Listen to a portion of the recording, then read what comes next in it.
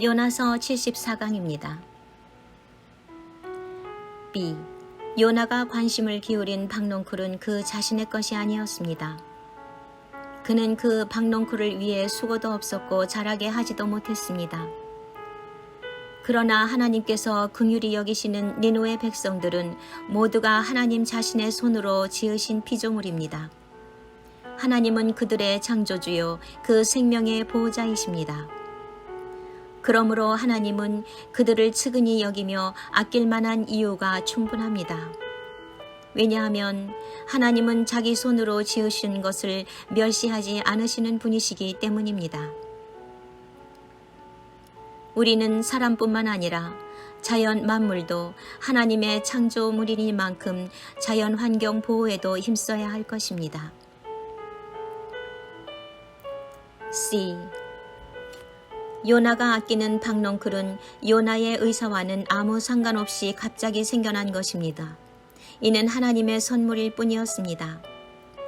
그러나 하나님께서 아끼시는 니느웨는 오래된 도시입니다. 이 성 안에 살고 있는 백성들은 만세전에 택하시며 섭리하신 사람들입니다. 그토록 오랫동안 하나님의 섭리 중 보호하며 사랑하는 그 백성들을 하나님께서 아끼시는 것은 당연한 것입니다. 예수님께서는 한 사람의 생명을 천하보다 더 귀하다고 하셨습니다. 그렇다면 한 영혼은 많은 박농쿨보다 더 귀중한 것이 틀림없습니다.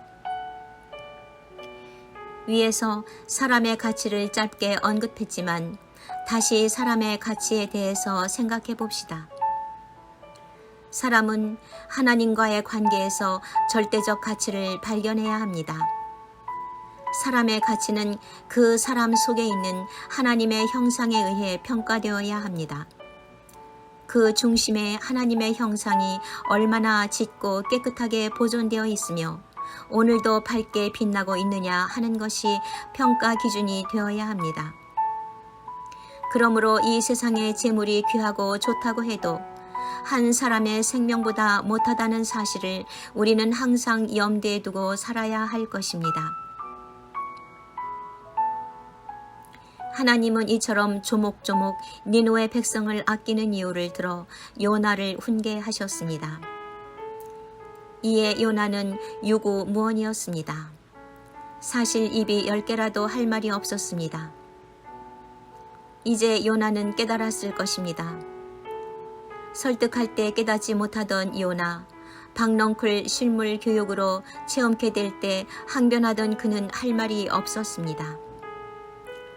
그는 자신의 어리석음을 드디어 깨닫고 펄펄 날뛰며 덤벼들던 그 혈기가 수그러지며 아무 말도 못하고 있었습니다. 요나의 이런 모습은 하나님의 말씀 앞에 항복하고 있는 모습입니다. 또한 하나님의 크신 구원의 역사와 사랑을 깨달았음을 보여주는 모습이기도 합니다. 신자는 어떤 상황에 놓여 있든지 원망이나 불평 없이 하나님 앞에서 잠잠해야 합니다.